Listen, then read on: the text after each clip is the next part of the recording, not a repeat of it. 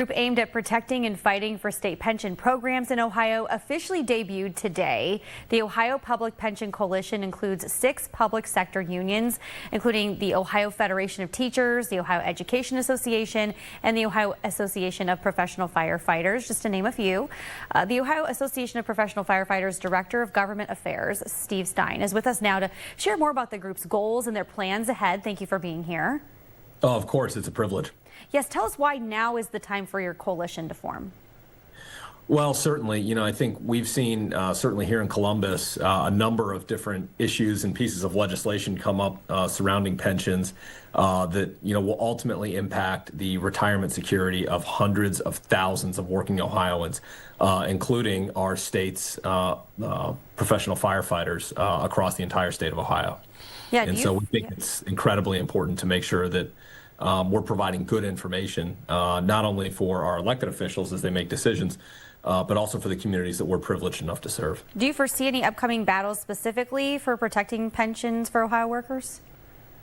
Well, I think it's twofold. I mean, I think for, every good idea out there, there's some controversial ones. And, unfortunately, I think one of the things that a lot of times we're finding ourselves dealing with is status quo and a lack of urgency to address fundamental issues, whether it is appropriate funding for our pension funds and so that our firefighters, EMTs, paramedics, teachers, police officers can have a stable and predictable retirement.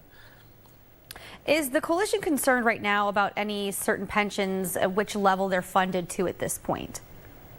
Well, the thing is, we have such a broad group of people that are coming together, and, there is going to be nuance to different pension funds. For instance, the Ohio Police and Fire Pension Fund represents exclusively Ohio firefighters and police officers. There's a separate fund for teachers, a separate fund for other public employees.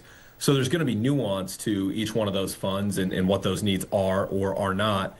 But I think generally we want to make sure that people and our elected officials understand what our needs are, such that we can make sure that we maintain a comprehensive workforce of public servants throughout the state of Ohio to provide vital services that our communities and our citizens rely on every single day, no matter what that is.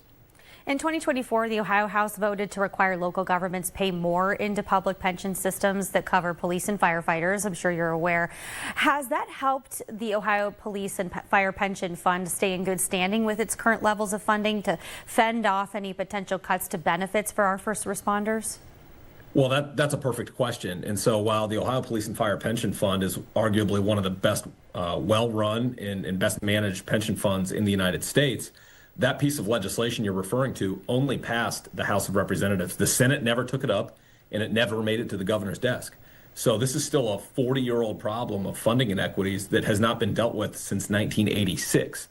And we're relying exclusively on the pension fund to continue to outperform in the market. And at the same time, every single police officer, firefighter, EMT, and paramedic in the state of Ohio has absorbed $3.2 billion in benefit cuts, namely to their health care, while employers across the state haven't kicked in an extra nickel. Do you believe the coalition is going to get involved with the ongoing issues involving board members of STRS, the Retired Teacher Pension Fund? Do you have any plans to fight for changes at the leadership level on that, or is that maybe something that you won't focus on?